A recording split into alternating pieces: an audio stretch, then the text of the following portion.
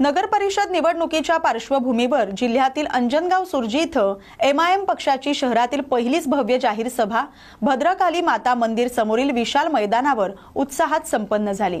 या ठिकाणी नागरिक, कार्यकर्ते आणि पदाधिकाऱ्यांचा उत्स्फूर्त सहभाग पाहायला मिळाला। या सभेला माजी खासदार आणि पक्षाचे महाराष्ट्र प्रदेशाध्यक्ष इम्तियाज जलील यांची प्रमुख उपस्थिती होती।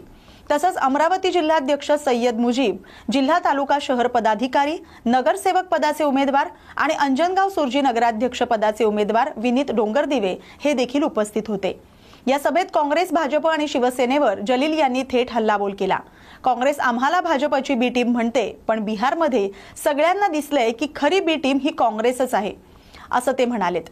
जलील यांच्या या दमदार विधानावर सभेतून जोरदार टाळ्यांचा आणि घोषणांचा जल्लोष उसळला।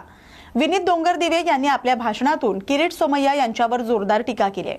मी नगराध्यक्ष झालो तर किरीट सोमय्या यांना अंजन गावात पाय ठेवू देणार नाही, असं ते म्हणालेत। या बातमीचा आढावा घेतलाय प्रतिनिधी दीपक इंगळे यांनी।